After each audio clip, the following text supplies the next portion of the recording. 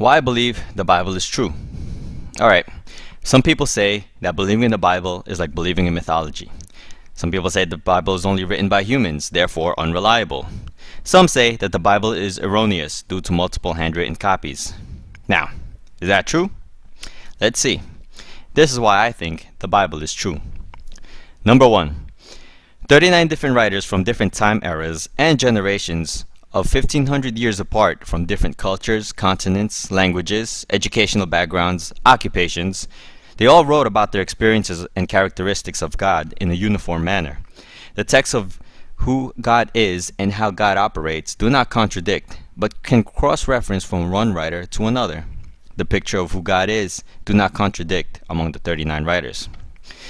Okay, but then some would say, of course, it would be uniform. Some books were filtered off when translating King James.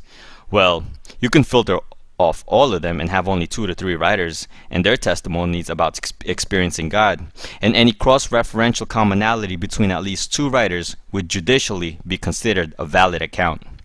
But the Bible has at least 39. The picture of who God is and acts in Genesis doesn't contradict how Jesus acted or will act in Revelation. Number 2. The Bible contains the most humanistically impossible fulfilled prophecies. While most people make vague predictions like Nostradamus, biblical predictions are more specific and documented to have occurred. Here's just a few. A. The birthplace of Jesus. It was written in 700 BC that Jesus would be born in Bethlehem. Who knew that Bethlehem would still exist 700 years from now? Who knew if New York or Tokyo would still be around 700 years from today? B. Jesus would come from Egypt as predicted in 700 BC by Hosea. C. In 500 BC, it was predicted that Jesus would be betrayed for 30 pieces of silver. D. In 1410 BC, it was predicted that Jesus' clothes would be gambled for. In around 700 BC, also by Isaiah, it was predicted that Jesus would be whipped and beaten. F. In around 1410, it was predicted that Jesus would be pierced through. G. Also in around 1410, through the Psalms, the Messiah would not have any broken bones. H.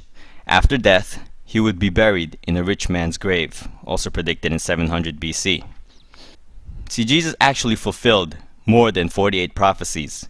The chances of filling just 8 of those prophecies, such as those mentioned above, by any human would be 10 to the 17th power. That's like the chances of filling the entire area of Texas with 2 feet of silver dollars, marking one coin, randomly dropping it anywhere in Texas, blindfolding a person, and then have that person randomly choose one coin, and that one coin would be the marked one.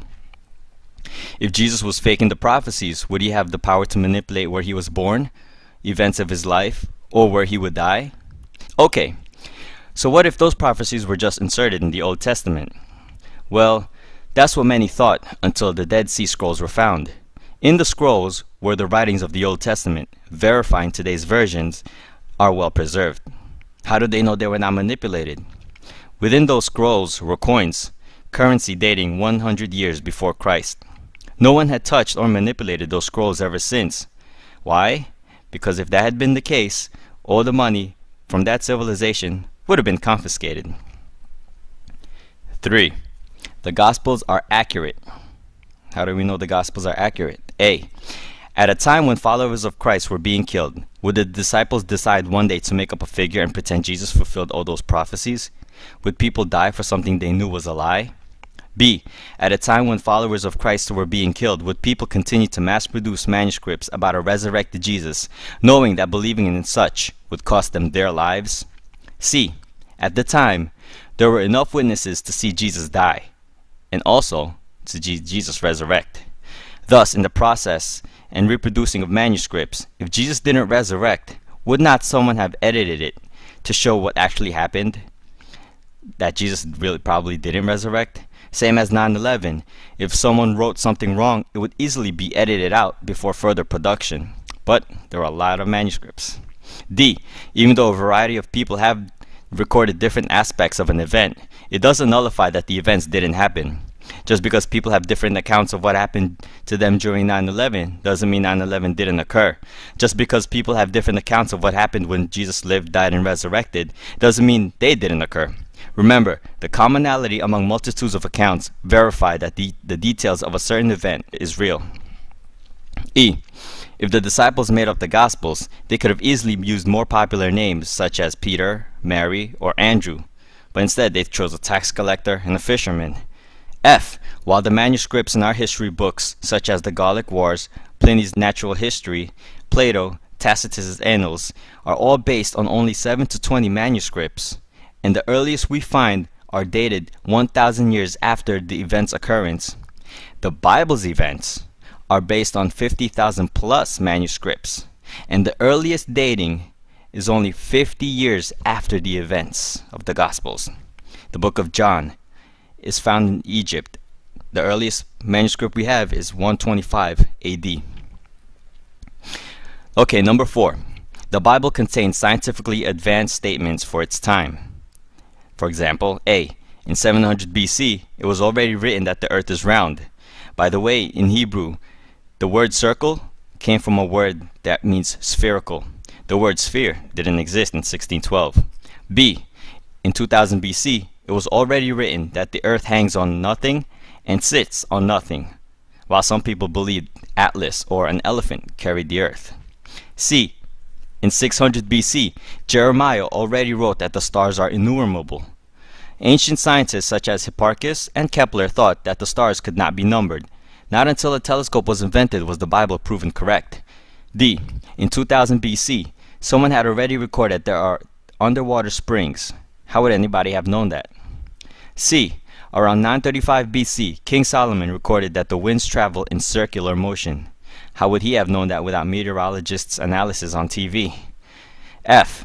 In around 1405, Joshua records destroying a thick wall through a scientific property called resonance. How did Joshua or the writer know that constant resonance, the same resonance that Paul Linings discovered in 1928 that collapses a bridge, would cause a thick city wall to come down? And not only that, how would Joshua or the writer know that sound oscillations are so powerful enough that it can cause massive destruction, just like subwoofers? So, do you really think humans back then made up these scientific facts? Then if you look at other books, let's say the Quran, it reveals some unscientific facts, such as in Surah 1886, it says that this person traveled far enough to where the sun goes and into the earth, and the sun goes into a muddy spring. That's not scientifically accurate. Number 5. Archaeology. Archaeological findings support that the biblical records are accurate. Many critics try to belittle the Bible by saying, "Oh, where's Babylon? Where's Nineveh? Where are those external writings about the all-famous King David? Or Jesus Christ? Or anybody ever said Jesus Christ is God outside of the Bible? If the Bible is so real, why don't extra biblical references exist?" Well, we have unearthed Babylon. We have unearthed Nineveh. In 1995, a stone with King David's inscription was discovered, and that even Time magazine wrote about it.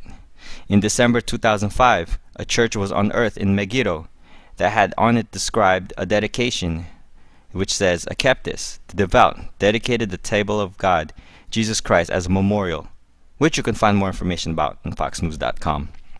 And also, a famous archaeologist, Dr. Nelson Gluck, he said, "It may be stated categorically that no archaeological discovery has ever controverted a biblical reference. Scores of archaeological findings have made it which confirm in clear outline or in exact detail. Proper evaluation led to amazing discoveries." See, the Bible's accuracy is so well trusted by many archaeologists that it even has been used as a map to make many more discoveries. Okay, so in conclusion, what other book, religious book, mythology book, contains all these attributes? See, this is why the Bible is not just a book or collection of books. It was written and inspired by a higher being. Like all things, there is a purpose. While all religions tell you to earn your righteousness with a checklist of do's and don'ts, the Bible teaches that you can never complete the checklist to solve your problem of sin. Thus, a Savior had to come down to save us. The Old Testament testifies of man's wickedness. The New Testament testifies of a risen Savior and a forgiving God. Thank you.